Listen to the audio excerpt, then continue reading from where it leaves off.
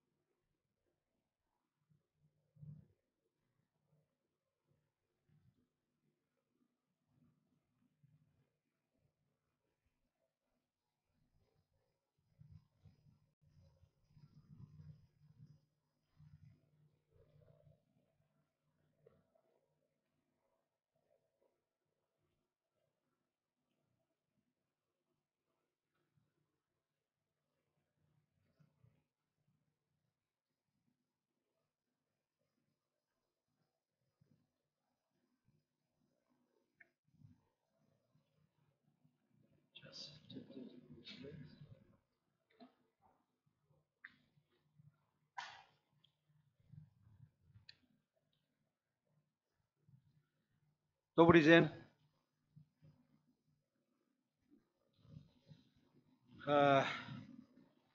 Dear friends, dear colleagues, as a moderator of today's events, let me say a few words to our distinguished guests and the audience. Firstly, I would like to introduce our guest, Ms. Joržet Ганьон, to the left side. Existing position is the Director of the Fields Operation and Technical Cooperation Division of the Office of the High Commissioner for Human Rights. She is an international human rights lawyer, as you. She has implemented strategic initiatives of human rights, the rule of law for many years and in many countries. Her position was that of Director of Human Rights for the United Nations Assistance Mission in Afghanistan and representative of the United Nations Office of the High Commissioner for Human Rights in Kabul for 6 years. She has led and managed large, diverse teams, conducted investigations and reporting. She has deep experience in engagement with governments, military actors, and opposition groups, civil society, and the media. She has a number of senior positions in multilateral institutions and government and non-governmental organizations. She was in 2020 the Director of the Human Rights for the UN Supervision Mission in Syria before she worked with Human Rights Watch as the Executive Director of the Africa Division. She has served as a legal expert on human rights for the Canadian government on projects in China, India, Sudan, and for the United States government in Sudan. She has also been a human rights officer with UN mission in Bosnia and Herzegovina and Rwanda. She holds an LLM in international human rights law from the University of Essex. In the UK, we know a lot of famous professors from this university, and then LLB from Osgood School at York University in Toronto. It's very short biography, what I said now. At the same time, secondly, I would like to introduce our room. In this room, we may find students from consortium of Russian universities realizing joint human rights master program, particularly three Moscow universities, Fifth Friendship University of Russia, RUDN University, Moscow State Institute of International Relations of Ministry of Foreign Affairs of Russian Federation, GIMO University, and Russian State University of Humanities. Through video conferencing, students from other 6 consortium Russian universities are taking part in our event. These universities are Kazan Federal University, Perm State University, Ural State Law University, Ekaterinburg Humanitarian University, Ural Federal University, named after the first president of Russia, Yeltsin, and Voronezh State University. Now, let me give the floor to our distinguished guest, please. Well, thank you everyone for inviting us here, colleagues and me from the Office of the High Commissioner in Geneva. We're very, very thrilled to be here. This is my first trip to Russia and to Moscow, of course, and I couldn't be happier than being here with students and colleagues who are interested and keen to promote international human rights in their lives and in their work. So very, very happy to be here. This year, the world, as you know, is celebrating the 70th anniversary of the Universal Declaration of Human Rights, or the UDHR, which is a milestone, a groundbreaking document in the history of human rights, and some might say in the history of recent civilization. Thanks to the Universal Declaration and states' commitments to its principles, the dignity of millions of individuals have been uplifted, untold human suffering prevented, and the foundations for a more just and equitable world have been laid. While its promise, the promise of the Universal Declaration, is yet to be fully realized and fulfilled for everyone, everywhere, the very fact that it has stood the test of time and managed to survive these 70 years is a testament to the enduring universality of the perennial and widely shared values of equality, justice, and human dignity. The idea that all human beings are entitled to several fundamental human rights dates far back in history. The need for people to formulate human rights grew out of the imperative to protect individuals from arbitrary abuse, violations, discrimination by those in power or those with power. And that imperative continues today, as we all know. In the modern notion of human rights, the states, governments, have the main responsibility to respect, promote, and protect human rights for their populations. They have obligations in this regard. The atrocities that occurred during the Second World War led to the establishment of the United Nations in 1945, as you all know. The concentration camps and the systematic discrimination and killings of whole groups of people were key factors for the UN decision that human rights should be a critical part of the mandate of the new global organization. Hence, the UN Charter clearly speaks of promoting and encouraging respect for human rights and for fundamental freedoms for all, without any discrimination as to race, sex, language, or religion. Since the state representatives at a long ago conference in San Francisco did not have time to define the content of human rights, a Human Rights Commission got the task to draft an international Bill of Rights. And this, of course, is the Universal Declaration of Human Rights. And that commission that drafted the declaration consisted of 18 representatives from around the world, everywhere, including one from the Soviet Union at the time, all with different cultural, religious, and ethnic backgrounds. At any time during this process, the 38 remaining UN member countries at that time that were not on the commission had the opportunity to submit their own proposals. So there were many comments and drafts and many opportunities in the comprehensive negotiations that took place in the UN while the General Assembly was in session way back in 1948. Drafting the UDHR was a long and difficult process, but in Paris on 10 December 1948, the UDHR was proclaimed by the UN General Assembly as a common standard of rights for all people and all nations. And it set out for the first time in history that the fundamental human rights that are to be universally protected by all states. And as we say, human rights everywhere, all the time, for everyone. That's the aim and the aspiration of the UDHR.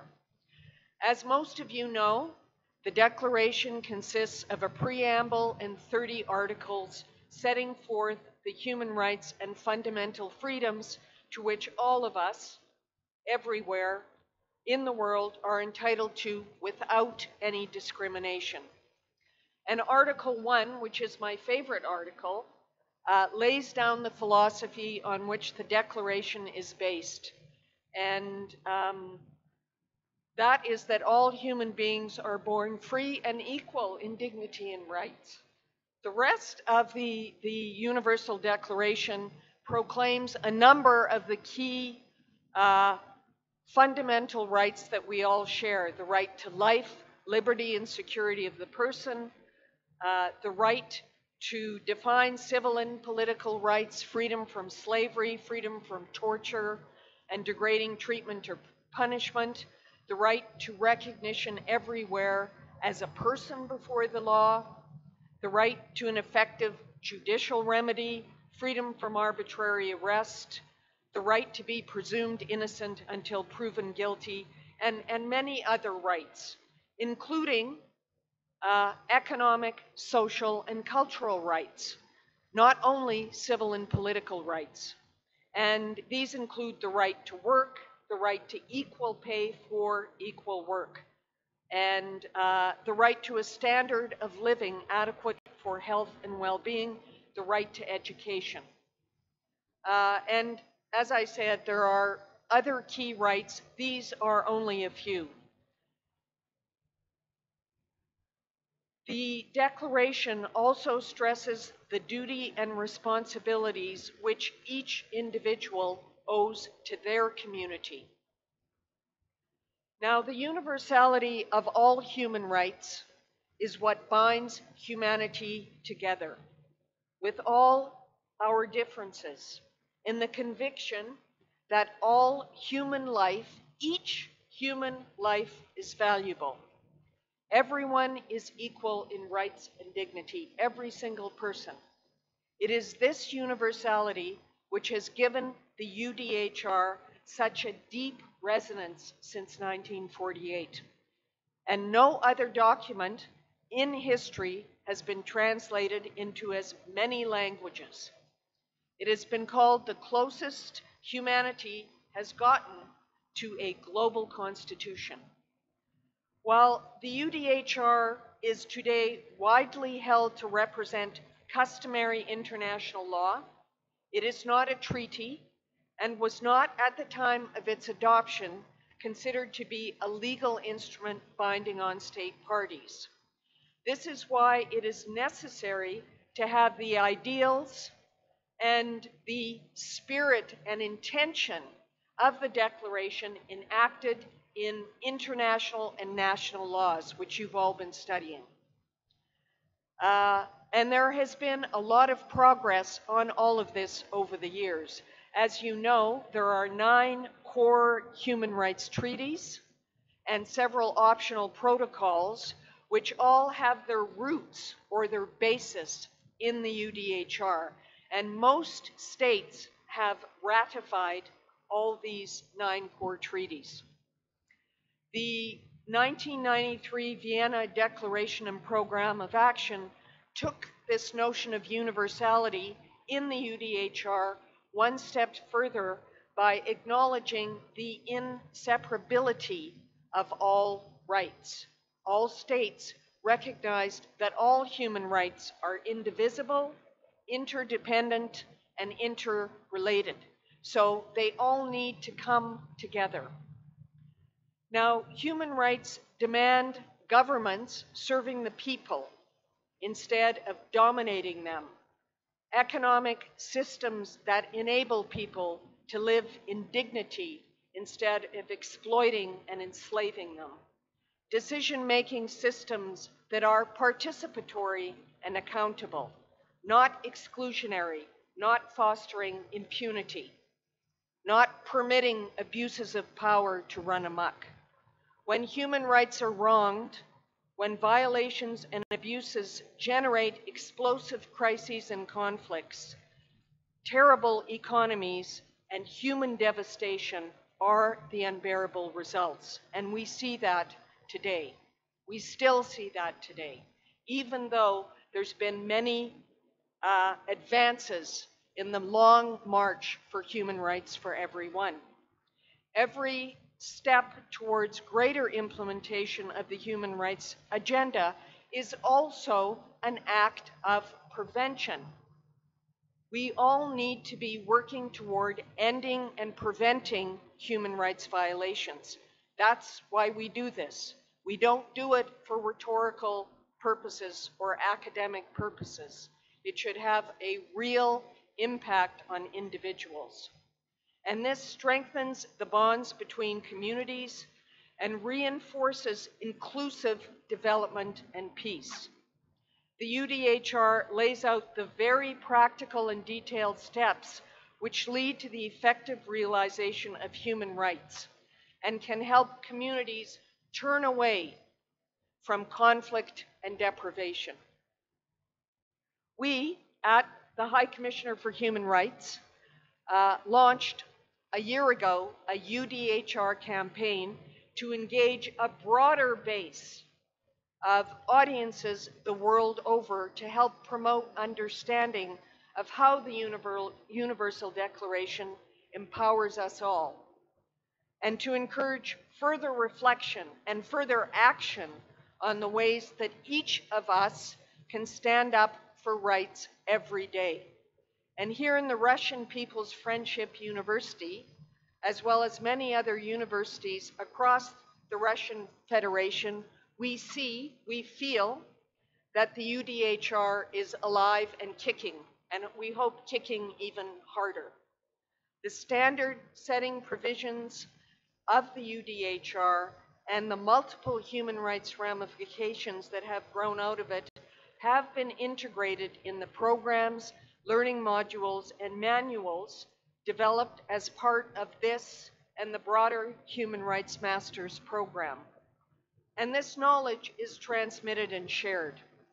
And in our view, this is an excellent way to pay tribute to the UDHR, to disseminate the universal message through human rights education and action.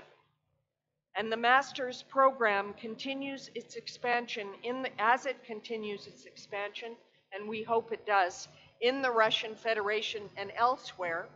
We feel it can serve as a model for other countries that would wish to draw inspiration from it.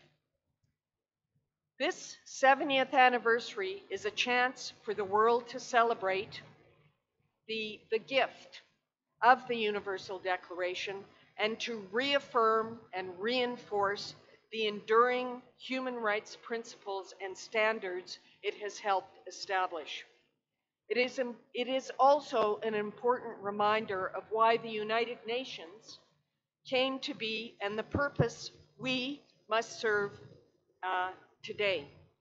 The core of the UN, the United Nations, its backbone is our shared conviction, forged out of destruction and suffering, that every human being is equal in dignity and rights, and that fairness and dignity promote and sustain development, and that justice and equality make peace. And with the challenges that we are facing in the world on human rights, this message becomes ever more important, and all of us need to step up and stand up for human rights. Thank you.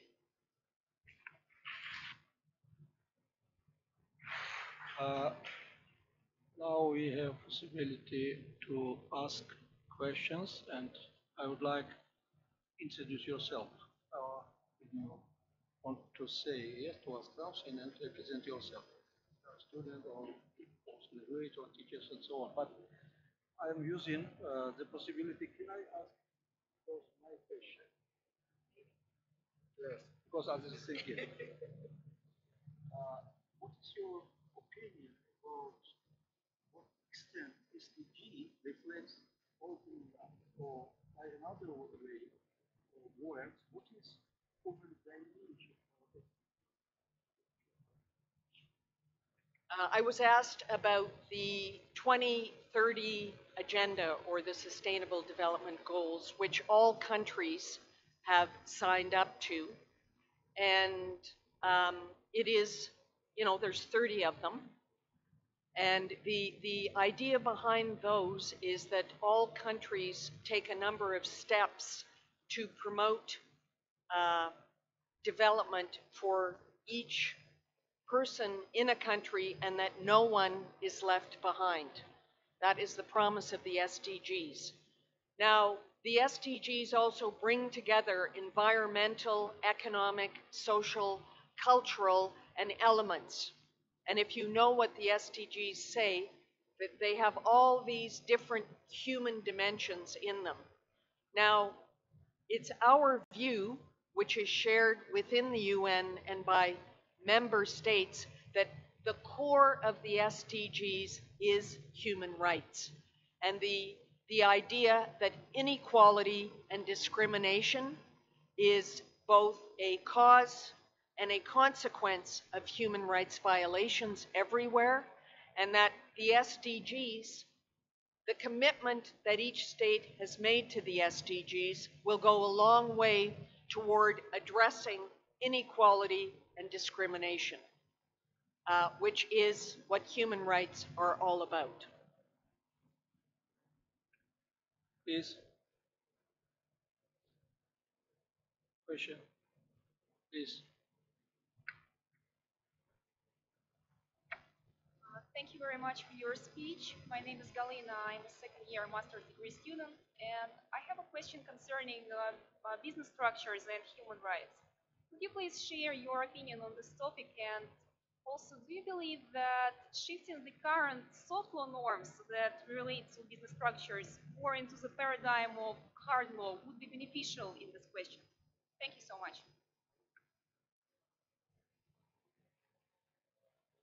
Well, as you may know, the Office of the High Commissioner for Human Rights has quite a substantial program, set of actions on promoting human rights by businesses. And this involves promoting the various soft law declarations and other compacts that businesses have signed up to address human rights situations and promote what we call human rights due diligence in business practices. It's certainly the view of the office, and although not all member states, that that businesses everywhere, corporations, have human rights obligations. Some of these are in national laws. There is no one international legal obligation that addresses this, as you said, although there's a lot of effort to try and make that happen. But as you know, member states have to agree to such a thing, and they haven't done that yet. But we have seen, certainly over the years and more recently, many corporations signing up to different kinds of human rights standards because they are realizing that, in fact, it's good for business to abide and address some of these human rights issues. Currently, our office is very engaged with the tech world, the Facebooks, the Microsoft, Google, and others, to promote human rights in the digital space.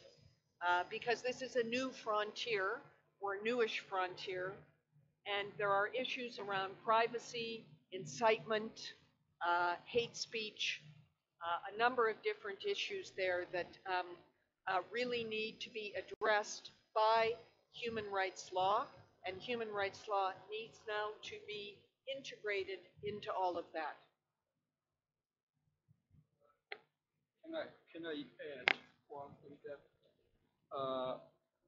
in January in this year, I make some report.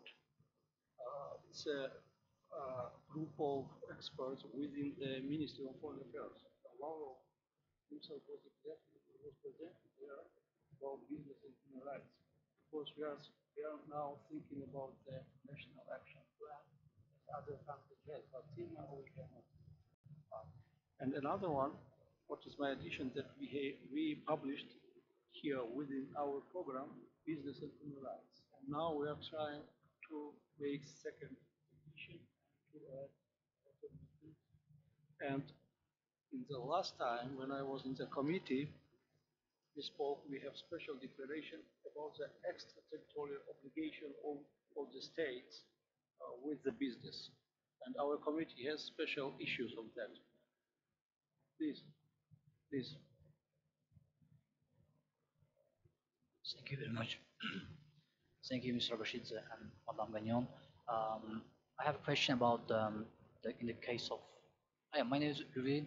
I'm from Department of International Private Law. But whether I'm from the private law, I would like to ask the question like a bit referred to international public law. My question is about what do you think? What's your opinion on like in the case of crisis in the countries, how do the countries should maintain its national law within the provisions of international human rights? Like namely, for example, in the case of you have served for Afghanistan.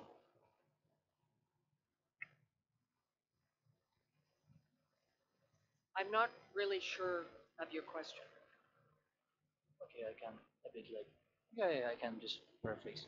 Like let's imagine the case between the countries like occurred due to the let's say crisis. It doesn't make a sense like material either or like crisis about the weapon or something like that. But my question is about like in the case of the countries confront the crisis in the region, like how do they act? Like what's the exact measure they have taken to comprehend, to understand the human rights provision, and they can elaborate this law into their jurisdictional legislation.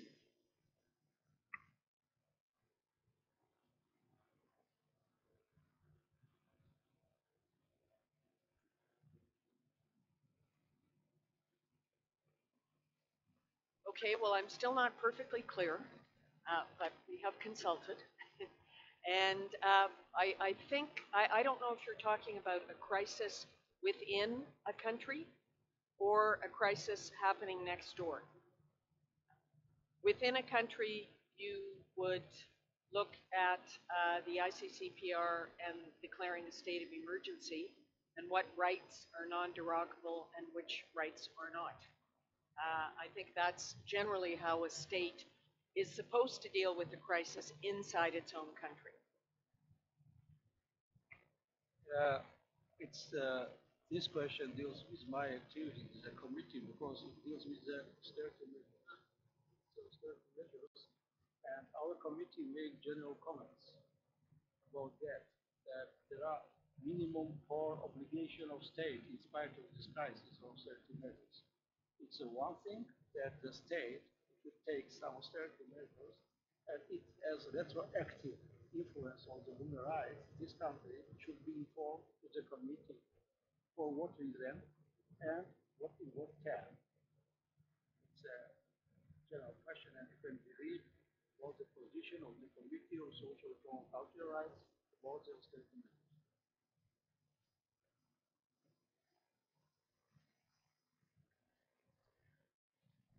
First of all, thank you a lot for this lecture. My name is Mohammed. I'm from Sudan. During the introduction that I had you serve in Sudan, so do you think that the role of the UNAMID mission in Darfur was enough to promote the peace and the human rights, and that is it?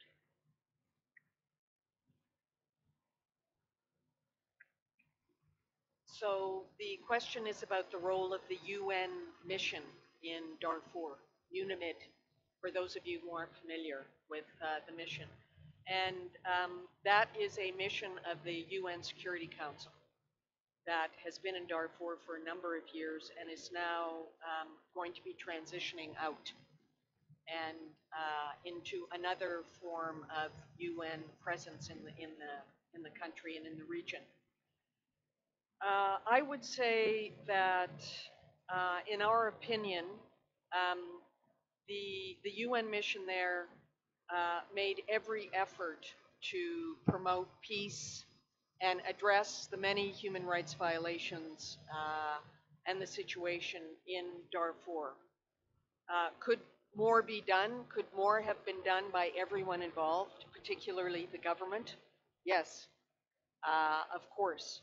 because the situation is still very difficult for many Sudanese in the region. But we do think that, and I think there's been various assessments, both national and international, that the presence was able to address some of the violence and, for example, some of the issues with sexual violence of many, and some of the situations in the large camps, as you know. I myself have been to Darfur. I went many years ago, and I was certainly, and we were certainly of the view that there needed to be an independent, impartial UN presence to really tamp down and address the violence that was ongoing. So perhaps much more could be done, but there still was a great need for it, and I do think some human suffering and violence was addressed and prevented because of the UN presence in Darfur.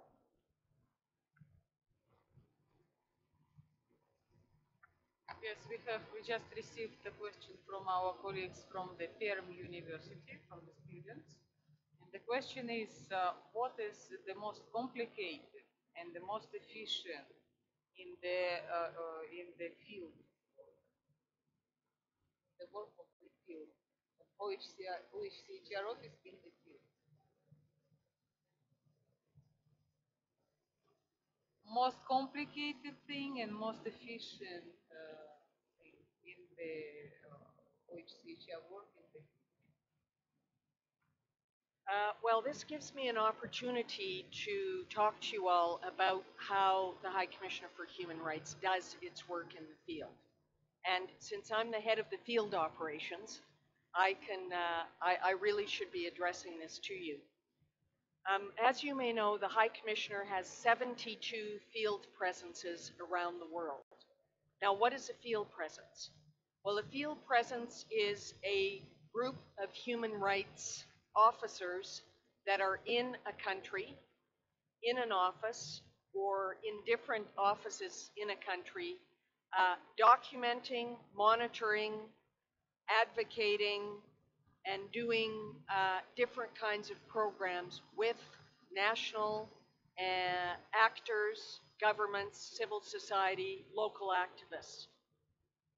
So, for example, that means that the human rights component in Colombia, which is a huge standalone OHCHR country office, is working with civil society and with the government to promote and implement the aspects of the new peace agreement on human rights. For example, everything from reintegration of armed groups into government and other structures, the transitional justice issues, prevention of further violations. And that means working daily with various groups on these issues. And we have 4 types of field presences. We have, as I just said, a standalone country office. We have human rights components of peacekeeping missions like UNIMIT and special political missions. For example, Afghanistan, Iraq, Libya. Then we have a huge presence as part of the peacekeeping operation in the Democratic Republic of Congo. We have a standalone country office in Burundi. And then we have human rights advisors, which is a 3rd kind of presence. And they are working to provide advice on human rights to the United Nations country teams in countries. For example, we have a human rights advisor in Zimbabwe, in Kenya. We have a number of them in this region, in the South Caucasus and elsewhere. And these are both international and national colleagues. And then we have regional presences, where we are located in a region, for example, in Panama or in Dakar, and we cover the human rights situation in a number of countries in the region. You understand all what we do. We monitor, which means we investigate and fact find.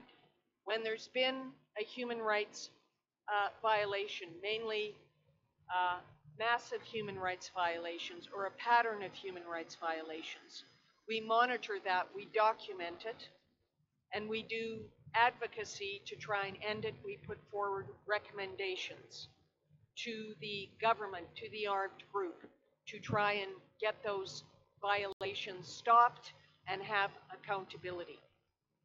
And there's all different ways and means of doing that advocacy and doing that, what we call human rights diplomacy. I can give very specific examples from Afghanistan, where I worked for 5 years as the head of a large human rights field presence that was part of the UN Special Political Mission in Afghanistan. But I would say that the most complicated part of the field work is to find the arguments and the incentives for a particular state or government or actor, armed group, to stop doing human rights violations. What is in it for them? Why should they stop killing certain people, oppressing certain groups? And why, in the name of, for example, counterterrorism, or in the name of other types of political issues, why certain groups are targeted and discriminated against. And trying to address those types of very difficult issues with the state, with the armed group. That's often the most complicated and difficult area. You make recommendations, they're practical, but it's the political will that prevents the recommendations from being fully implemented. I think the most efficient way that the field presences work is the human rights colleagues, which are both national and international in the Human Rights Office, are working day in and day out with all those local colleagues working on human rights, or who are the targets of human rights advocacy, and whose efforts you want to champion, whether that's in government, civil society, the military. It's finding those human rights champions, civil society, and really working with them and amplifying their voices and their efforts. And that's, I think, the most efficient and satisfying way that human rights field presences work. We're not there as internationals to stay. We're there to really work with our local colleagues to, as I said, amplify and build the culture and the practice of human rights in societies and in communities. Thank you. Please. Good day. Thank you for the opportunity to ask a question. My question is quite common. It is, how would you, my name is Mariana Ilishevich, Department of International Law, this quite university, РУДН University. My question is, how would you estimate the correlation between two levels of human rights protection, I mean the universal and regional? Which of them shall prevail, if it's possible to say like that? Thank you. Two levels of human rights protection, universal, United Nations organizations, and regional one. Well, our view is that the more human rights protection, the better, at all levels. That's certainly our view. and that often what we would say is that at the universal level and at the regional level, there's complementarity, and also at the national level, and that the best protection and promotion is complementarity among these levels, not fighting and territoriality between them, but really working in cooperation together on those issues in areas where the level has, the comparative advantage and can really provide the most value. And often at the international level, at the universal level, we can amplify local voices if there's concerns about security or access or other issues with them highlighting certain human rights issues. We are there to provide backup and support and international expertise if it's needed.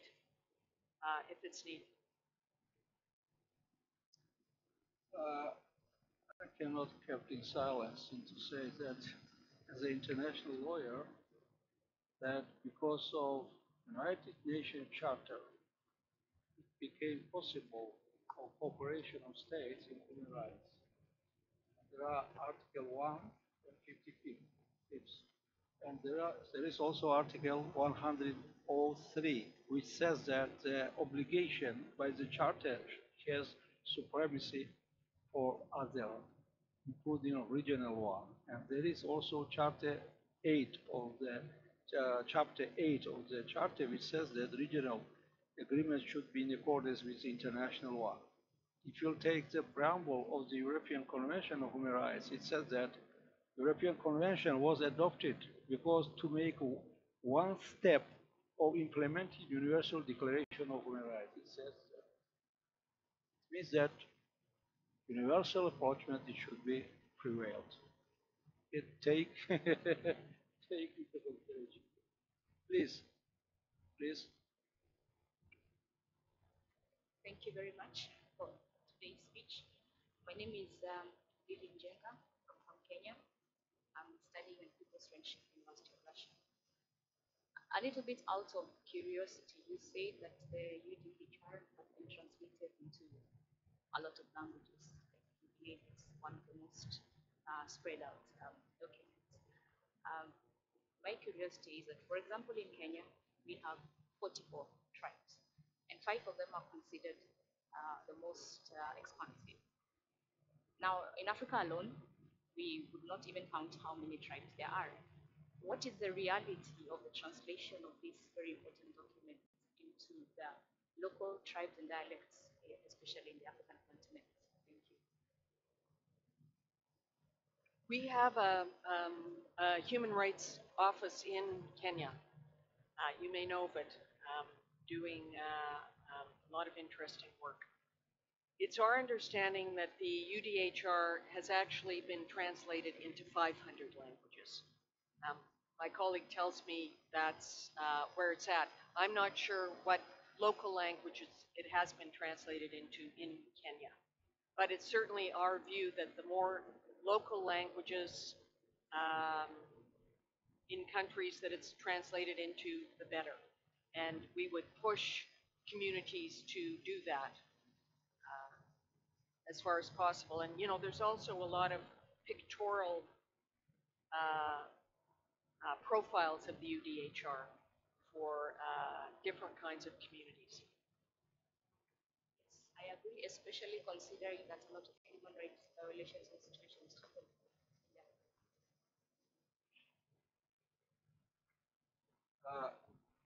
In the first floor, where High Commission is, headquarters of the High Commission, you can see one advertisement that there is one document consists of 5 pages and it is translated. It says 200 and something like that, and that's why this document put it into Guinness record. It's a right declaration. From Afghan's language to Zulu, it says there. I remember it. Okay, tell us. Oh, please. From Burundi. Thank you. My name is Jean-Baptiste Bukuru. I'm in PhD at International Department of International Law, and at the same time, I'm an assistant at the same department. My question, I have two questions. Why? One is connected somehow to previous question is, what are the main challenges that face the Office of High Commissioner of Human Rights when dealing with human rights issues with states? My second question is about the non-state actors. Here I'm talking about transnational companies and organized armed groups in general. How can the UN system in general make these non-state actors comply with the obligations? I'm sorry, when talking about the obligations, I'm already talking about states because these corporations they don't sign these conventions on human rights. But I'm talking about how can UN system bring to responsibility or accountability these non-state actors, mainly these transnational companies. Thank you. Yeah, I won't talk about states because I think we answered that already. On the non-state actors, the office itself recently published a new policy on interactions with non-state actors, which I think is online, I'm not sure. But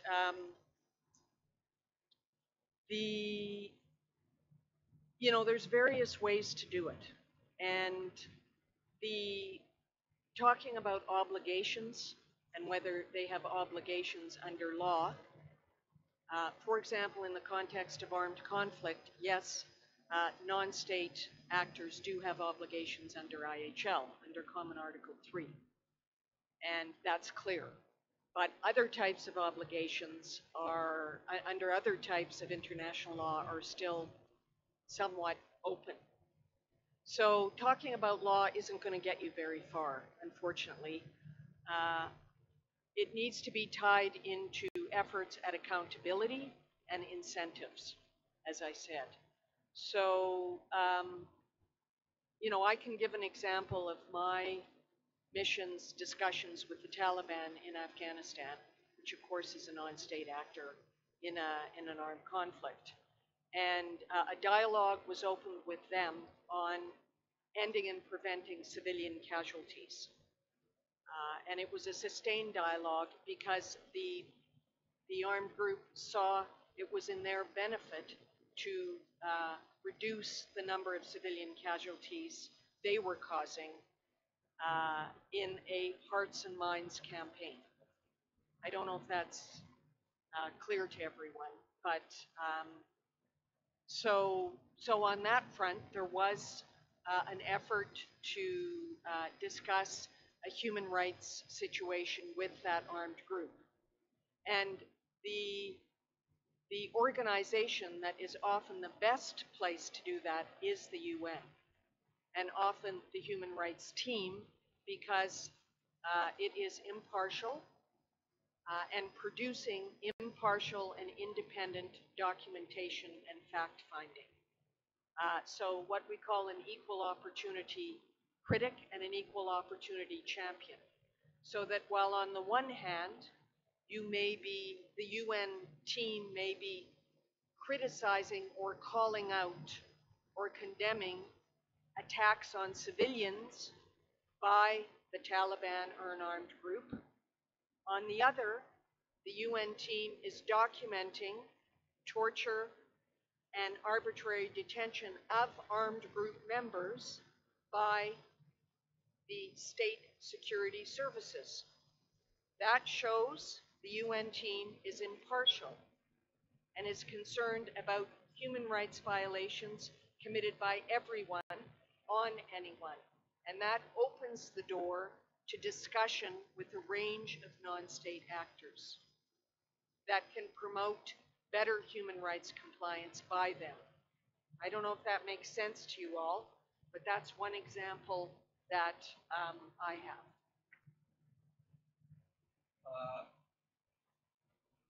You put two questions. She answered one.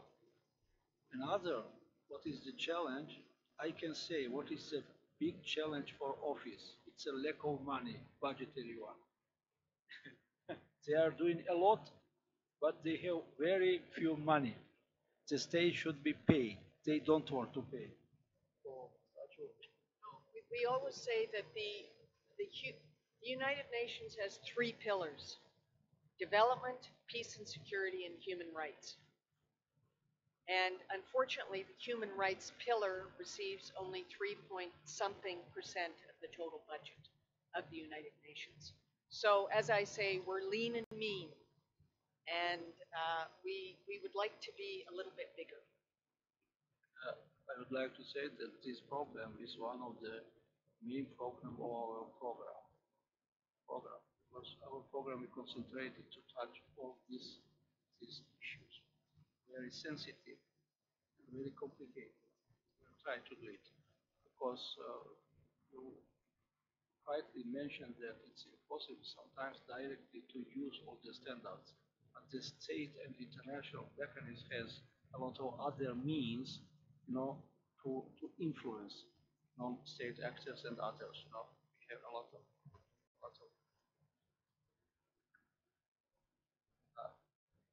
We had only 1 hour at our disposal. We exactly not to expire it. It means that we should be saying thanks for such great possibility that she find it time to come from the center to our place. It's not very easy in Moscow, but she managed because she wanted to see how our students are looking and thinking.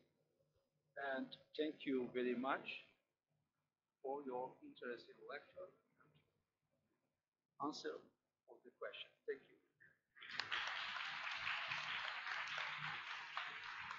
I would just urge all of you, go to the field. Go do some work in another country in a field operation. And that's where you'll really learn about how to do human rights. So, looking forward to seeing all of you come to the field at some point. Thank you.